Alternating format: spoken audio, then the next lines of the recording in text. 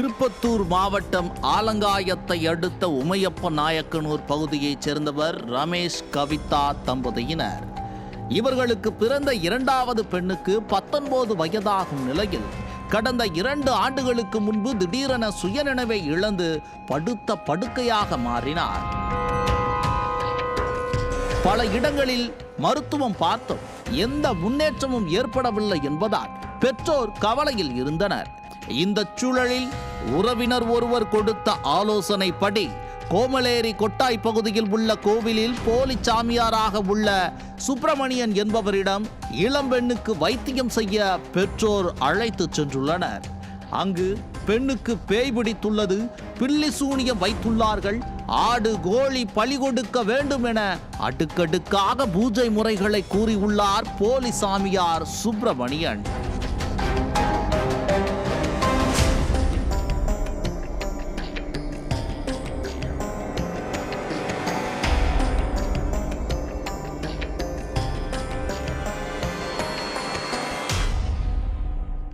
இரண்டு வாரம் கோயிலில் தங்கி வைத்தியமும் பூஜையும் செய்தால் மட்டுமே பெண்ணை காப்பாற்ற முடியும் என போலி சாமியார் தெரிவித்துள்ளார். பிள்ளை பிழைத்தால் போதும் என்று துபாக்கூர் சாமியாரின் பேச்சை நம்பி இளம் பெண்ணை கோவிலில் விட்டுவிட்டு பெற்றோர் வீடு சென்றனர்.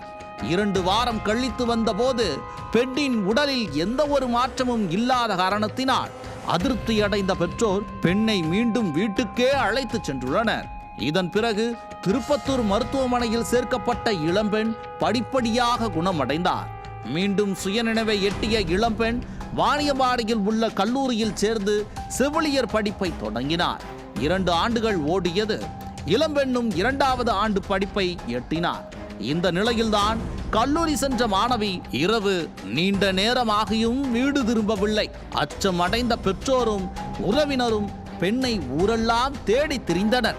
அப்போதுதான் பெண்ணின் தந்தைக்கு செல்போனில் ஒரு அழைப்பு ஒன்று வந்தது. மறுமுனையில் பேசியவர் பெண்ணுக்கு 2 ஆண்டுகளுக்கு முன்பு வைத்தியம் பார்த்த போலி சாமியார் சுப்பிரமணியன். அவர் கூறிய வார்த்தை பெற்றோரை கள்ளங்கடிக்க செய்தது. உங்கள் பெண்ணை நான் திருமணம் செய்து விட்டேன் எனவும் சற்று முன்னர் திருப்பதி கோவிலில் தாலி கட்டி விட்டதாகவும் போலி சாமியார் சுப்பிரமணியன் கூறியுள்ளார்.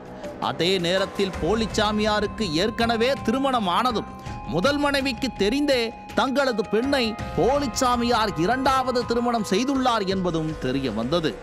அதிர்ச்சி மேல் அதிர்ச்சிக்குள்ளான பெற்றோர் சாமியாரின் லீலைகள் குறித்து ஆலங்காயம் காவல் நிலையத்தில் புகார் அளித்தனர். போலீசார் தன்னை தேடுவதை அறிந்து கொண்ட காம சாமியார் சுப்பிரமணியன் திருப்பத்தூர் எஸ்பி அலுவலகத்தில் சரணடைந்தார். அப்போது போலி சாமியார் அளித்த வாக்குமூலத்தில் தன்னிடம் வைத்தியம் பார்க்க வந்த பெண்ணை ஆசை வார்த்தை கூறி திருமணம் செய்து கொண்டதாகவும் இதுபோல் பல இடங்களில் இளம்பெண்களை வசியம் செய்து பல பேரை ஏமாற்றியதையும் ஒப்புக்கொண்டார்.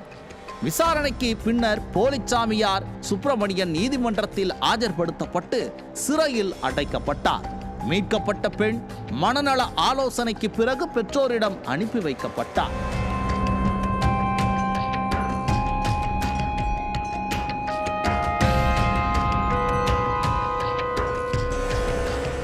பக்தி என்பது நம்பிக்கையின் அடையாளம். ஆனால் அதே பக்தி அறியாமையோடு சேரும்போது அது எப்படி ஒரு குடும்பத்தையே நடுத்தெருவிற்கு கொண்டு வரும் என்பதற்கு இந்த சம்பவமே சாட்சி.